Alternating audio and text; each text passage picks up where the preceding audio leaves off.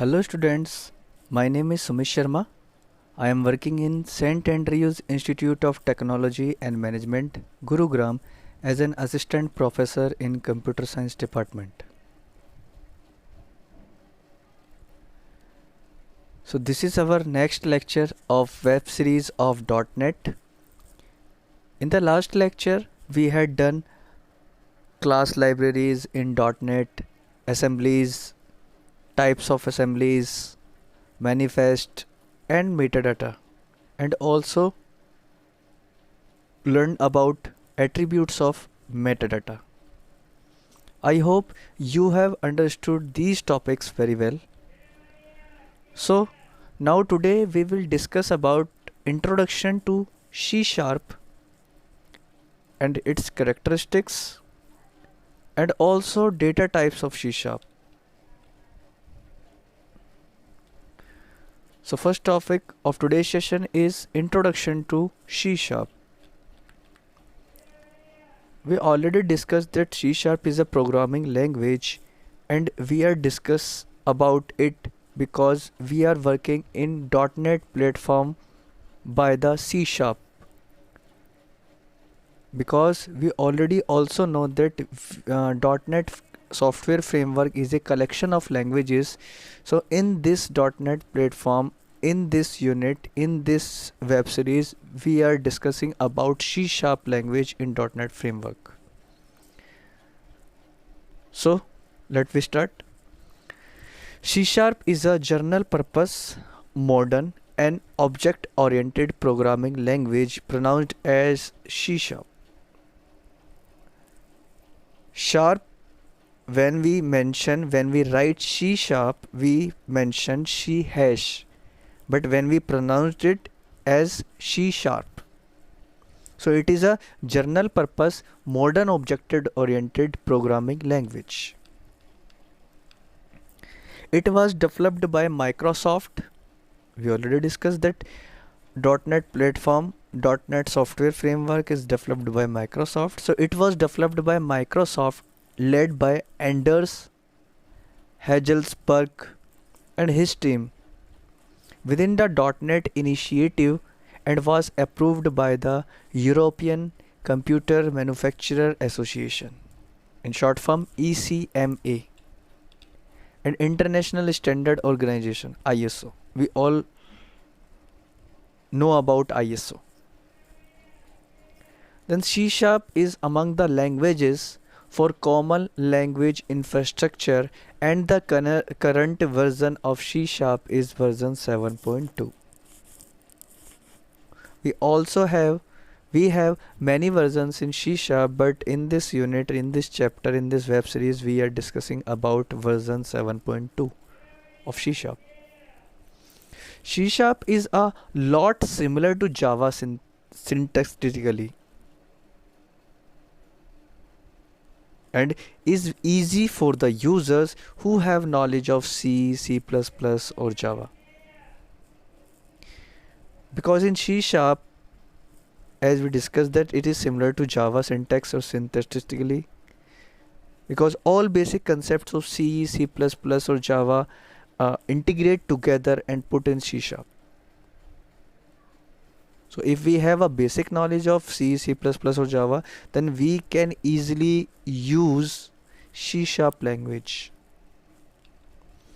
The .NET applications are multi-platform application and framework can be used from languages like C++, C#, Visual Basic and etc. It is designed in a manner so that other languages can use it easily.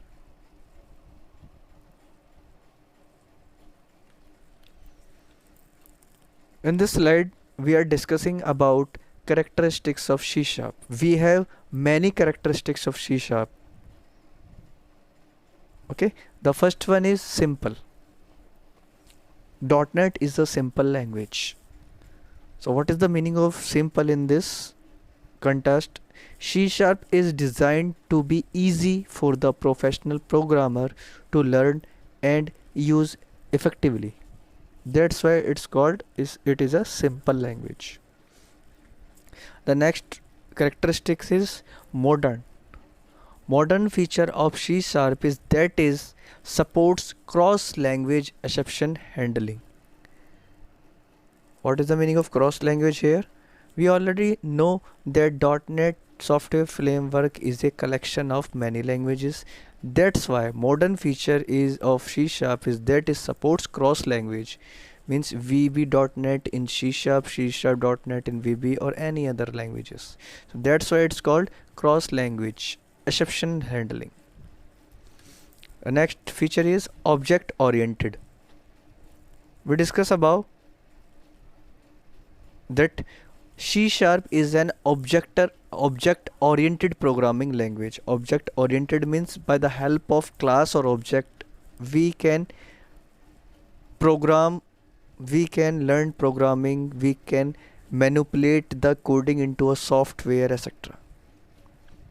And if we are talking about object oriented, that means it supports major object oriented programming features such as data encapsulation, inheritance, abstraction, and polymorphism. It is all concept of OOPS, object oriented programming system.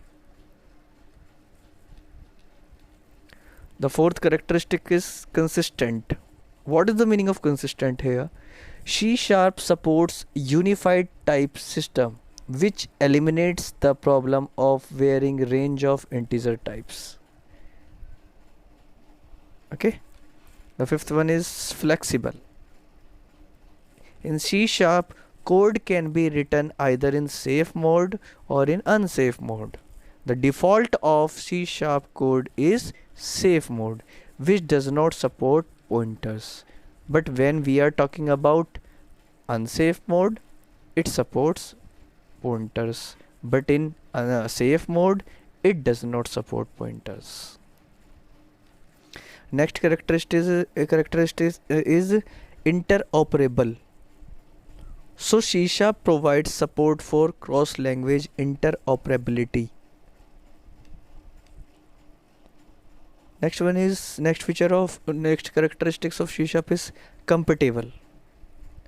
C Sharp enforces the .NET Common Language Specification (CLS) Common Language Specification, and therefore allow interoperation with other .NET language easily. The next characteristics of C Sharp is type safe. So what is the meaning of type safe? Type safe means it is related to a security. So the CTS, Common Type System, provides type safety, which in turn improves code stability or code security. The next feature is supports garbage collection, SGC. So what is the meaning of garbage collection? So it is the process of recovering computer memory that is no longer required by program. Sometimes when we create a program, then we will take some variables. So when we declare any variable, then it consumes some memory in computer, and from longer time we are not required that particular variables by a program. So garbage collection is a process to recovering computer memory that is no longer required by the program. That's why it's very important to recycle the memory space by the variables which is not used by longer time. The second last one is exceptional handling. It provides a structured and extensible approach to error detection and recovery. Basically, exceptional handling is there if we have any error in our program and we are not able to detect it. So exceptional handling feature is very easy to first of all detect the error and after that recover it. So that's why it's also called error detection and recovery feature. Okay, the last one is security, which is also most important feature characteristics of C#. C# security is designed to operate as part of the .NET runtime and provides several built-in security features. So these are the characteristics of C#.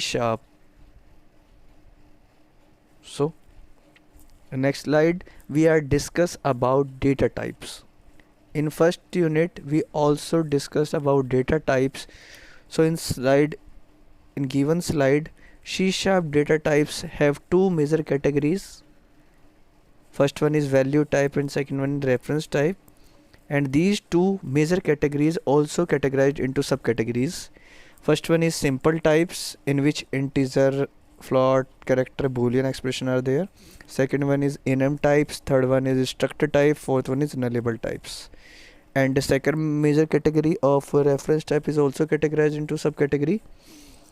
First one is class type, second one is interface type, third one is array type, and last one is delegate types. So here we are discuss about major category. So what is data types of C#? First, it represents the kind of data that will be stored in the memory. Okay, means if we want to store any data in our memory, so first of all data types represent which type of data are there, value type or reference type. Okay, next point is it determines the type and the operations that can be performed on the data. So importance of data types. What are the importance? Data types enable an efficient storage of data for an easy access. Absolutely right. It enables an efficient processing of data also. Second is it helps in the data protection and management, because C# provides higher security, so it helps in data protection also. It enables to represent the inherent relationship of data in the real world. So data types are especially important in C# because C# is a strongly typed language. Okay, so C# data types, it is a strongly typed and rich language. Every variable in C# is associated with a data type. Every variable, when we declare any variable in programming language or in C#, then always associated with data type, because without the association of data type we are not able to identify a variable to create or to initialize the memory in the CPU or computer. So there are large number of data types available in C#.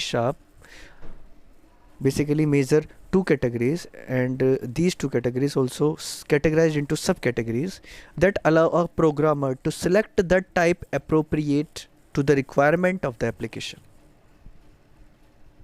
Okay, so the first major category data type in C# is value type. So it is designed to represent primitive data such as numbers, dates and characters. And in first unit also discuss about data type that it is stored on the stack, and reference type is stored on heap. Okay, the stack is allocated a relatively small memory as compared to reference type. So a small memory is easily accessible, fast processing speed, and it is designed as a dynamic memory utilization mechanism. So it consumes less memory and provide better performance because it has small memory. As already discussed, that value type consume less memory, and less memory speed is very high as compared to large memory data type. It includes structure and enums.